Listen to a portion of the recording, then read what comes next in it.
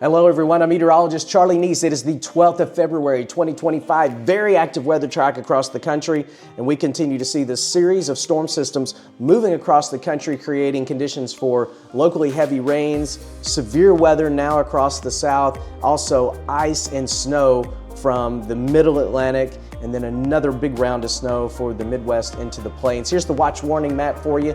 Areas of pink winter storm warnings, Virginia up into West Virginia. We've seen upwards of a foot of snow in some of the higher elevations in parts of Virginia, and also the threat for ice leading to the potential for more power outages. And then we have a winter storm warning for the western areas of Illinois, parts of Iowa, northern Missouri, back into Kansas, and then the west and parts of the Rockies. We're seeing winter storm warnings and advisories and the potential for some flash flooding in those areas that were burned as a big storm system pushes into the west coast. We're also going to be seeing some very heavy snows in the Sierra Nevadas. Now, in addition to all that, we have a severe threat across the deep south. There's an enhanced risk, a level 3 out of 5 for parts of Mississippi, Alabama, and then around that, a slight risk for parts all the way up close to Birmingham. It depends on how far we can get this instability to lift to the north. That will determine who gets the severe weather. And then a general thunderstorm area with potential for just some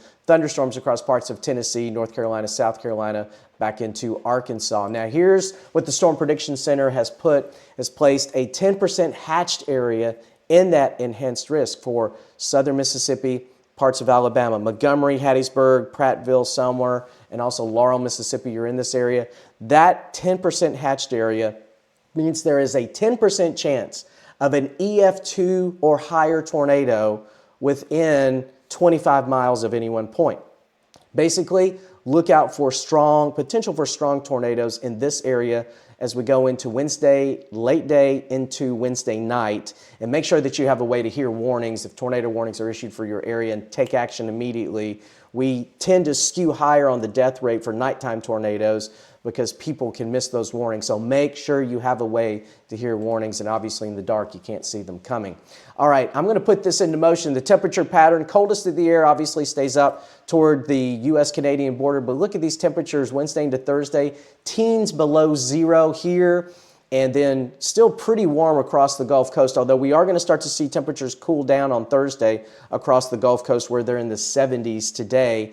But the basic pattern has been where the cold air, the really cold air meets the warm air. We continue to see this series of storm systems, and that overall pattern is not changing really the rest of the week. We're going to have some drifting of the warm air to the south a little bit farther north off and on, especially as we head back into the weekend. And that's going to be bringing us another risk of severe weather. But the big story is the overall pattern is not changing. We're going to continue to see active weather. This is the computer model forecasting what's going to happen. This is the American model, the GFS model, and you can see the rains continuing in these areas where we've already had heavy rains, and there are flash flood watches from that Mississippi, Alabama into Georgia and East Tennessee. And here are your snows breaking out across the Midwest from northern Missouri into Iowa and Kansas.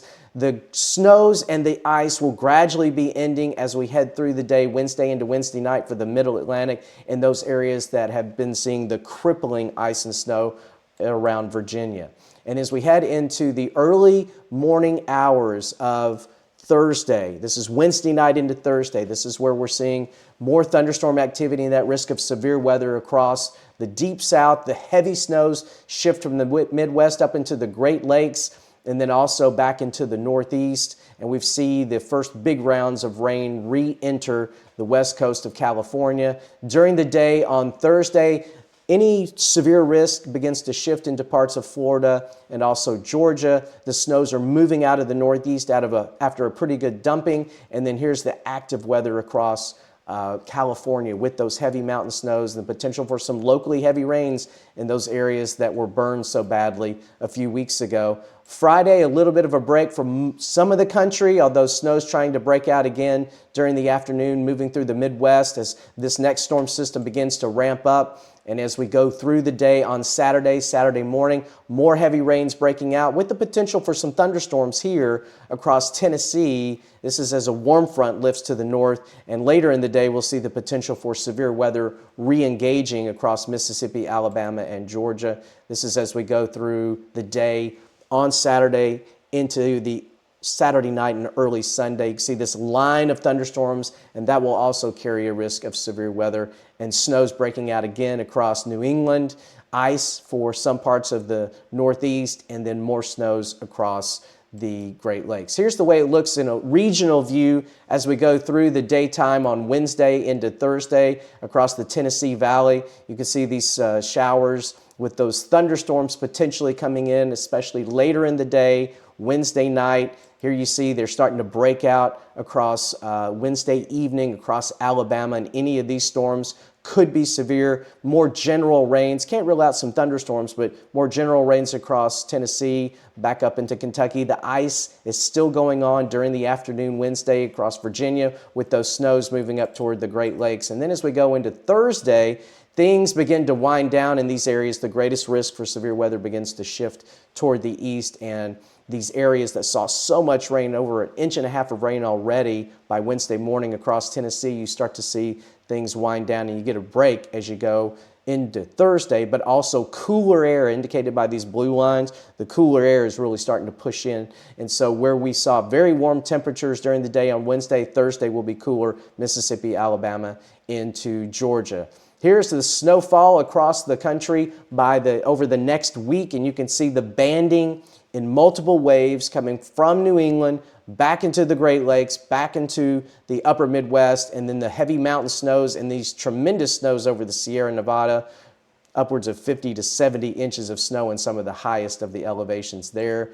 A little closer inspection. This is over the next week. This is ending Wednesday, the 19th. You can see over 15 inches of snow for parts of the Great Lakes and upper Midwest. For areas around Chicago, anywhere from 9 inches to a foot of snow total. Back into northern Missouri, 9-inch snow's common. You're going to be right on that dividing line between snow on Wednesday for St. Louis, but then rain's coming in after that. That'll cut down your accumulation for the week, but somewhere around 5 to 6 inches total around St. Louis and just to the south. And then as you make your way down toward Paducah, Kentucky, most of that will be falling as rainfall, but a little bit of snow on the front side of that. Here are your snows across again, this is a total accumulation for the week ending on the 19th.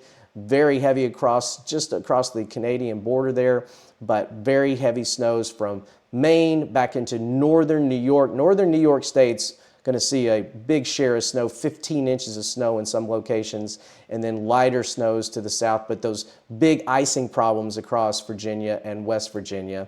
And then as we head in through the daytime, during the day on Wednesday, again, your greatest threat for severe weather will be across the deep south. And here's the way the snow plays out as we go into the upper Midwest. This is as we go through the day on Wednesday, the snow's breaking out, Michigan, Wisconsin, Minnesota, back into Iowa, and then that will be pretty quickly moving out as we head into Thursday. So a quick dumping of snow. In the Northeast, kind of the same thing as we go Wednesday into Thursday. You can see how things begin to really ramp up through the day. A lot of this across Pennsylvania and New York State, at least southern New York State, will be rain mixing with snow and ice at times, with the heaviest snows really confined to the northern part of New York back into New England. All right, rainfall, that's the next big story. Again, we've already had 1.5 inches of rain in the Nashville area. You add another 3 inches between now and the beginning of next week as we head into Monday.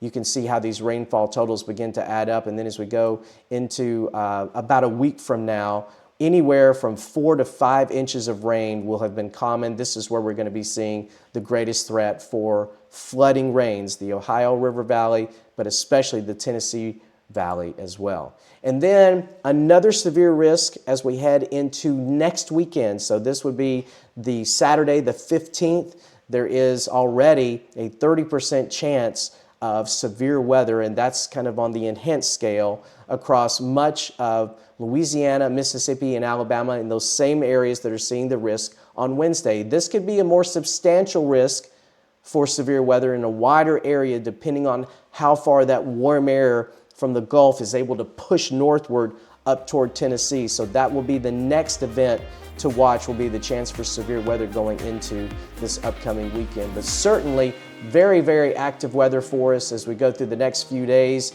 I'll have another update in a couple of days, in about 48 hours, on the track of these storm systems and who's going to be getting the heaviest of the snows and the rains. Also the chance for severe weather. If you want to provide information or get information on how to formulate your severe weather safety plan for your household, make sure to watch this video.